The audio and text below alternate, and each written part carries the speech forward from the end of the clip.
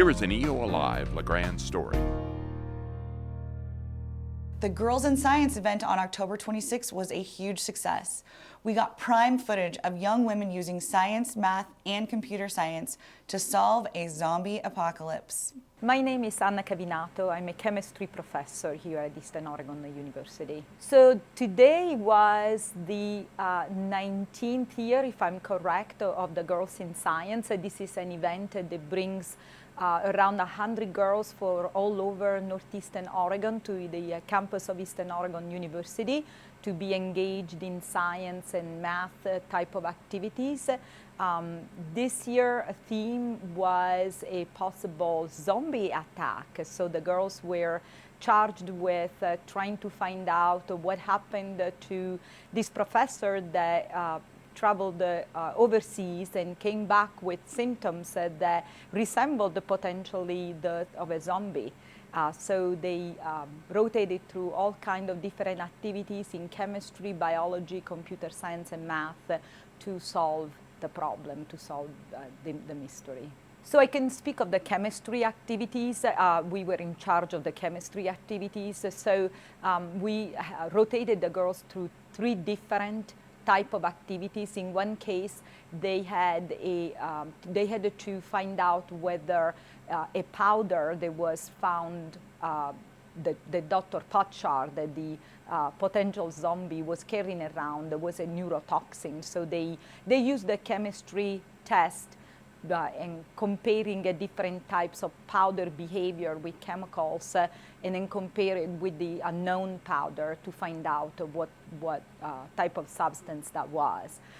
In another case, since the zombie had been exposed to a liquid metal, some sort of shiny liquid, they tested where it was mercury. So they run a freezing point for this unknown material and find out that it was not mercury, there was actually something else. And then finally, they extracted the DNA from a zombie flesh and find that there was DNA in there. They also learned how DNA is put together in terms of different base pairs and complementary base pairs. So they left with a little bracelet that resembled the sequence of different organisms. So the point of this type of events that we run every year is to provide a safe and non-competitive environment for girls to engage in hands-on activities.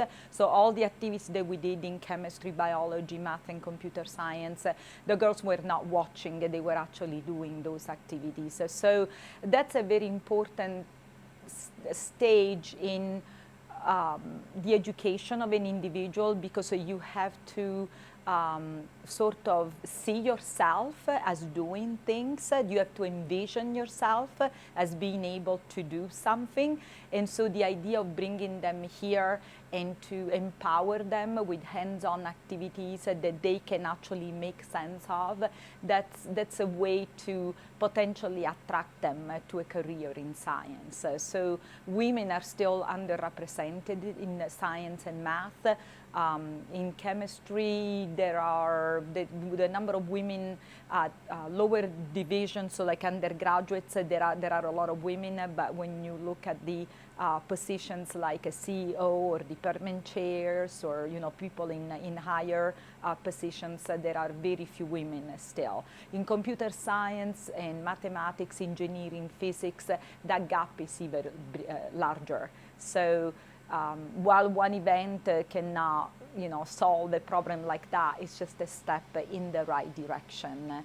So I think the overarching goal is really to provide the girls with an opportunity to be exposed to this kind of environment, to also see the college students, seeing college students that are now leading the activities, and there are a lot of girls involved in that, although we have both genders represented. We actually do a lot of events like this that are open both to boys and girls. So we don't just work with girls. Girls in Science is a large outreach on our campus, but we also go to schools. We do other type of outreach events in other communities that we open to both boys and girls. So again, the idea is to provide children with these opportunities where they can work, in a lab environment and envision themselves as scientists. So yeah, our hope is to continue to be able to provide this kind of opportunities. It's a long journey, so we're certainly not done with that. For us, we have a lot of fun. It's a lot of work to put together this kind of events, and we are very grateful for the EOA organization that supports us with all the logistics. But I think it's an event that it's worth the investment of our time.